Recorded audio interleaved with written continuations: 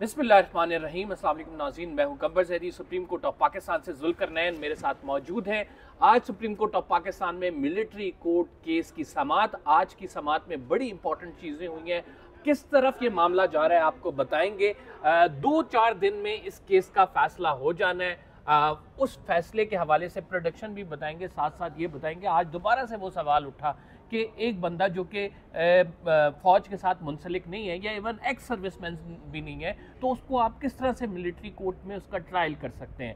साथ साथ आज जो कैदी हैं सिविलियन साइड पे जब आप गए हैं तो इनके हवाले से हफीज़ुल्लाह नियाज़ी साहब ने जो सवालात उठाए थे उस पर पंजाब हुकूमत की जानिब से रिपोर्ट भी दी गई है, उस रिपोर्ट का भी तस्करा करेंगे। एक और इम्पॉर्टेंट चीज़ हो गई है और अब बात आ गई है कि जो लाइव स्ट्रीमिंग है इसको होना चाहिए, कौन से केस में क्यों होना चाहिए, ये भी तमाम चीज़ें आपके साथ शेयर करने जा रहे हैं। ज़ुल्करनैन बहुत शुक्रिया। आज के केस की अगर बात करें, आपको पता है कि बड़ी तेज़ी के साथ ये केस चल रहा है और आज जो है बड़े valid questions justice Jamal Khan Mandokhel खैर काफ़ी पहले से उठा रहे हैं, लेकिन आज बात करें तो उन्होंने कहा कि एक बंदा जो कि सर्विसमैन एक्ट के अंडर नहीं आता उसका किस तरह से ट्रायल हो सकता है। फिर उसके बाद बात हुई जस्टिस नईम अख्तर अखवान की जानिब से।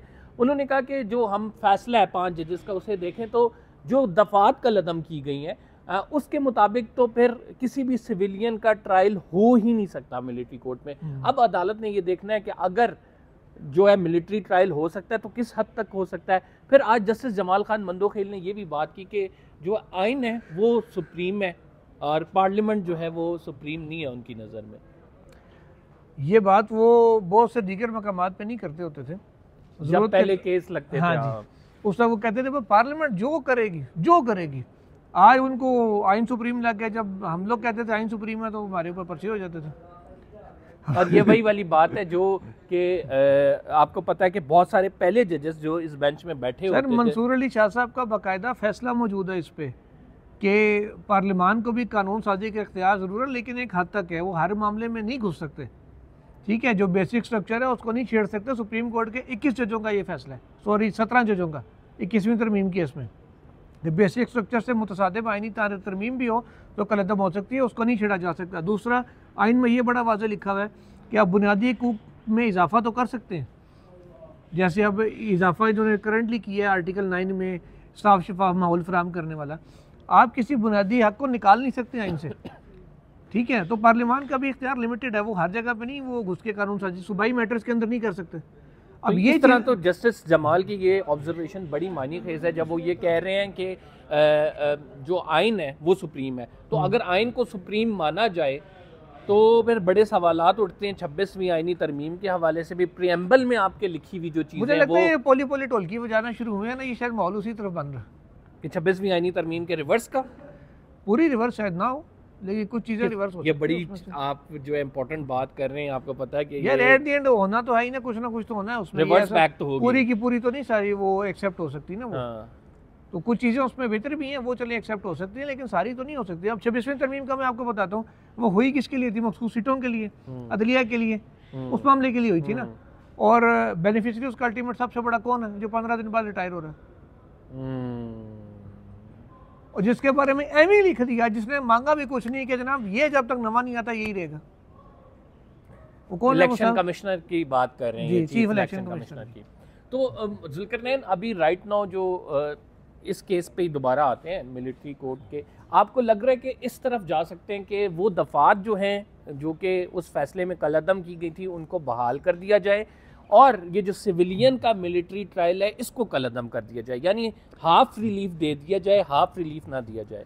सर ये तो मैं अब कई दिनों से अपने व्लॉग्स में कह रहा हूँ कि फैसला ये आना कि दफात बहाल हो जाएंगी और जो ट्रायल है मिलिट्री सिविलियंस का मिलिट्री कोर्ट में वो कलअदम हो जाएगा। ये जो रिहा हुए में ये ज़मानतों पे तसव्वुर होंगे और जो अंदर हैं उनको कहा जाएगा वो ATC में अपनी बेल अप्लाई करें, मुतलका जो अदालत है उसके अंदर। फैसला तो मुझे यही नज़र आ रहा है, विन विन सिचुएशन है सबके लिए, ठीक है।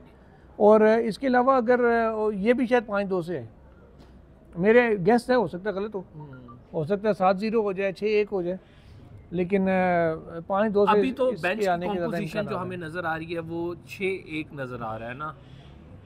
मुझे 5-2 नज़र आ रहा है ना, मैं इसलिए 5-2 के पे ज़्यादा जोर देना। चलें 5-2 आपको मुसर्रत हिलाली साहिबा भी नज़र आ रही है उनके साथ।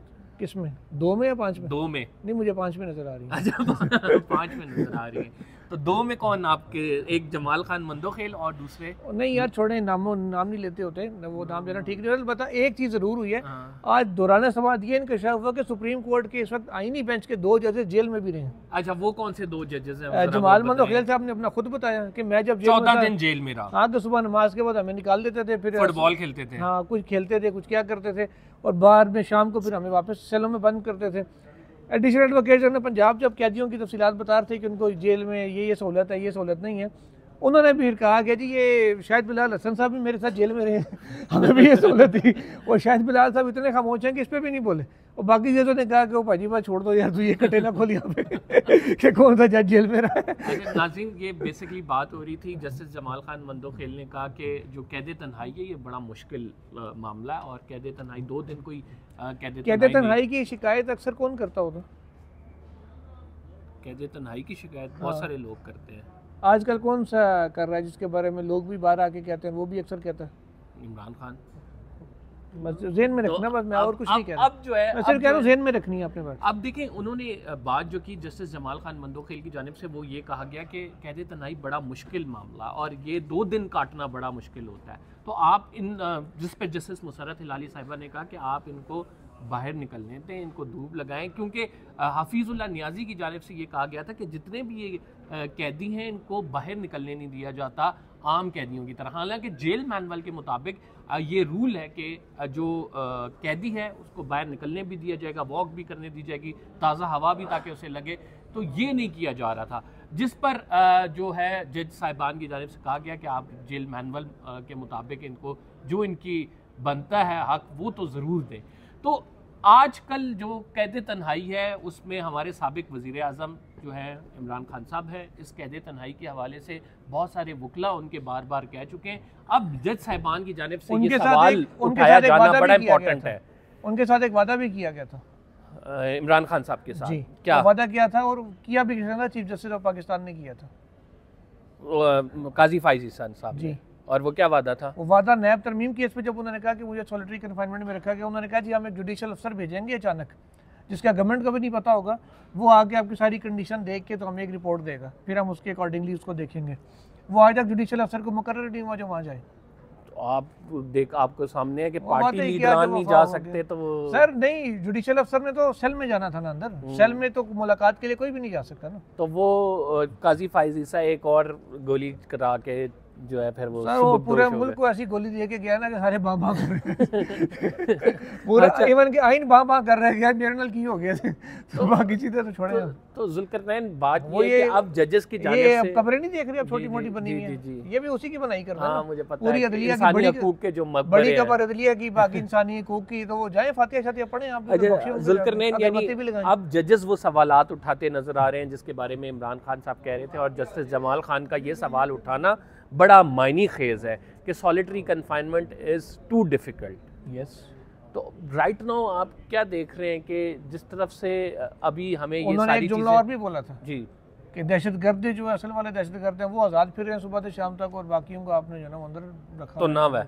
हाँ, APS वाला मामला भी डिस्कस हुआ था, APS वाला मामला भी डिस्कस हुआ था। तो चीज़ें वो इस तरह से नहीं है, इतना आसान गवर्नमेंट के लिए इतनी स्मूथ सेलिंग नहीं है इस केस में जितना ये समझा जा रहा था कि जी बस ये बेंच आईनी बेंच उन्होंने अपनी मर्जी का बेंच बना लिया। आप ये तो अब इमरान खान को छोड़ने से मसाइल हल हो सकते हैं?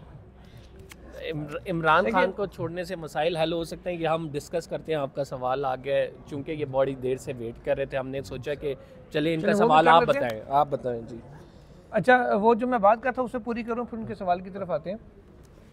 जो कहा जा रहा था कि आईनी बेंच बनेगा तो सारे फैसले गवर्नमेंट की फेवर में आ जाएंगे, ये वो बहुत सारे फैसले आए भी, हमने देखा भी है। लेकिन अब हर चीज़ अगर कहें कि जी सारा ही उनको गवर्नमेंट को स्वीट डिश मिलेगी, वो ऐसे तो नहीं होता। अब बेंच में जजेस ज़ाहिर है उन्होंने बहुत सारी चीज़ें देखनी है। आपको पता है अदालत हमेशा जो फैसला करती है, जो लॉ लेट डाउन करती है, वो फ्यूचर को देख के करती है कि मौजूदा में तो चलो जो है सो है, फ्यूचर में जाके इसके असरात क्या होंगे वो देखा जाता है। और ऐसा कोई भी चीज़ मेरा नहीं ख्याल कि फ्यूचर के लिए छोड़ी जाएगी। अगर ये कहा जाएगा ना जहाँ पे कि दफात बहाल हो गई हैं, लेकिन उसकी कोई लिमिटेशंस भी लगाएंगे वो कि 9 और 10 मई के प्रिजनर्स के ऊपर ये अगर अप्लाई नहीं करता तो आगे किस पे कर सकेगा, किस पर नहीं करेगा, वो इस चीज़ को भी मद्देनज़र रखेंगे कि जो हमारे फोर्सेस के जवान शहीद हो रहे हैं, पुलिस के लोग शहीद हो रहे हैं, कि इनको शहीद करने वाले जो हैं लोग, जो दहशतगर्द हैं, हार्डकोर क्रिमिनल्स हैं, उनकी बचत भी ना हो। और जो वैसे कोई पॉलिटिकल एहतजाज पे उस समय कोई जाके किसी ने कर दिया, जैसे 9-10 मई का हुआ था, इस तरह के लोग भी उसकी जद में ना आए। मेरा ख्याल है अदलिया इस चीज़ को ये बड़ा इंपॉर्टेंट पॉइंट है कि नाज़रीन, जैसे कि शकील अफरीदी साहब हैं, इमरान आपका सवाल आ गया, मैं देता हूँ ठीक है जवाब। तो आप नाज़रीन, असल में जब हम यहाँ पे बात कर रहे होते हैं तो बहुत सारे साइलीन आए होते हैं, ज़ाहिर बात है हर किसी का इंटरेस्ट होता है कुछ ना कुछ सवाल सहाफ़ियों से पूछने का। हमारी कोशिश होती है तो जो भी सवाल पूछा जाए उसका जवाब दें, लेकिन हम चूँकि एक डिस्कशन करें उसको क्लोज़ करके इनके सवाल का भी जवाब देंगे। तो ज़ुल्करनैन, बात हम ये कह रहे थे कि अदालत ये देखेगी कि जैसे शकील अफरीदी टाइप बंदे हैं जो कि हार्डकोर टेररिस्ट एलिमेंट्स में आते हैं या हार्डकोर फैसिलिटेशन में आते हैं, उनका लिए जो है कितने हम गिरफ्तार हुए हैं लोग टीटीपी के, हाँ एपीएस वाले जो हाँ जी, इस तरह के लोग हैं, उनको तो नहीं आप उस तरह कह सकते ना कि इनको एटीसी में ले जाए। हाँ, उनको मिलिट्री अगर लेके भी जाएं एटीसी में भी, आपको पता जब ऐसा कोई टेररिस्ट कोई आता है तो उसको बड़े डिफरेंट तरीके से लाया जाता है, हाई सिक्योरिटी जोन में वो आता है, और उस वक्त तो इवन के हमलों को कहा जाता है। तो मेरा ख्याल से ये भी अदालत के लिए विन विन सिचुएशन होगी कि अगर उन लोगों का ट्रायल मिलिट्री कोर्ट्स में ही हो, लेकिन ये जो आम लोग हैं जो कि बेचारे एहतजाज के लिए निकले थे, जिन्होंने जाकर इस तरह से प्रोहिबिटेड प्लेस, क्योंकि आर्टिकल जो देखिए इसमें एक चीज जब तय हो जाएगी ना, एक्ट है उसके कमर 3 में लिखा हुआ है कि प्रोहिबिटेड प्लेसेस पे आपने हमले किए तो वो सिविलियन वो एक चीज मिलिट्री कोर्ट में ट्रायल होगा। जो तय इन्होंने करनी है कि जो सेक्शन 2D1 और 2D2 ऑफिशियल सीक्रेट एक्ट का वो बहाल हो जाएगा, वो इन तमाम के ऊपर लागू होता था या नहीं। अगर कोर्ट इस चीज पर पहुंचे कि इन पे लागू होता था फिर तो ये ट्रायल बिल्कुल ठीक है। अगर अदालत कहती है, जैसे पहले फैसले में था कि इन पे लागू नहीं करता था, तो फिर ये कह लें कि सादे लफ्ज़ों में अगर बात करें ना पब्लिक को समझाने के लिए, जो दफात अभी बाहर की गई है ना कानून से, वो दफात अंदर हो जाएंगे और बंदे बाहर हो जाएंगे, जो भी अंदर है वो बाहर हो जाएंगे। ठीक, अच्छा इन्होंने सवाल पूछा था कि इमरान खान से, आमीन जी, हम सबकी यही दुआ है कि वो फैसले हों जो मुल्क के लिए बेहतर हो। इन्होंने पूछा था कि इमरान खान साहब के बाहर आने से मसाइल हल हो जाएंगे। देखिए मसाइल तो अब किसी को भी बाहर निकाल लें, किसी को अंदर डाल लें, उससे एकदम से हल होने नहीं है। सिर्फ एक चीज़ है कि जो पॉलिटिकल इंस्टेबिलिटी है, अब अवाम खुश हो जाए, अवाम खुश हो जाएगी। देखिए बात सीधी सी है कि पब्लिक ने अगर के मौजूदा हुकूमत के इनको वोट दिया था तो नहीं दिया था, ये एक हकीकत है जो हमने ग्राउंड रियलिटी अपनी आंखों से सब चीज़ देखी हुई है। इनको वोट नहीं मिला था, अब ये कोशिश पूरी कर रहे हैं। सड़कों पे इस वक्त कोई भी नहीं है, कोई एहतजाज नहीं कर रहा, लेकिन फिर भी ये कहते हैं मुल्क पॉलिटिकली स्टेबल नहीं है। भाई आप नहीं कर रहे ना, किसने करना हो? वो बंदा जेल में बैठा है, वो उसको फिर तो नहीं जा रहे, स्क्रू करी जा रहे हैं कि जी इसकी वजह से हो रहा है, इसकी वजह से हो रहा है। अब उसको बाहर निकाल देंगे तो फिर जो उसका सीधा इसका हल एक ही है, पब्लिक ने जिसको मैंडेट दिया था उसको उसका मैंडेट उसको दे दे, वापस करें तो ऑब्वियसली यस। बहुत शुक्रिया नाज़रीन, हमने कोशिश ये की थी कि इस व्लॉग में सम अप कर दें। एक तो अदालत की आज की समाअत, किस तरफ अदालत जा रही है, क्या फ़ैसला एक्सपेक्टेड है, और दूसरा इससे रिलेटेड एक और इम्पॉर्टेंट चीज़ थी कि 26वीं आईनी तरमीम की दरख्वास्त पे कहा है कि लाइव नशरियात हों, क्या होंगी? लाहौर हाई कोर्ट बार की दरख्वास्त मैंने कल अपने व्लॉग किया था, उसमें अभी दो दरखास्तें और आ रही हैं, आज या कल तक वो भी आ जाएंगी। एक आएगी कि आईनी बेंच में वो दरखास्त जाएगी कि मामला वापस भेजें जुडिशल कमीशन ऑफ पाकिस्तान को और फुल कोर्ट तश्कील दिया जाए इसके ऊपर। और फिर क्या फुल कोर्ट बनेगा?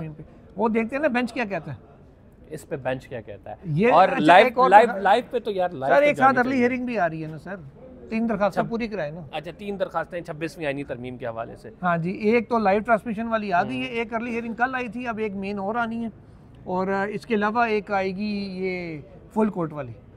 तो यानी ये 4 दरखास्तें जो हैं ये आ रही हैं। 3 दरखास्तें हैं बेसिकली, 3 इश्यूज के ऊपर है ना, एक अर्ली हियरिंग पे, एक लाइव पे और एक फुल कोर्ट। लेट्स सी नाज़रीन क्या होता है। अगर आपने चैनल को सब्सक्राइब नहीं किया तो सब्सक्राइब जरूर कर लें, ज़ुल्करनैन के चैनल को भी सब्सक्राइब करें।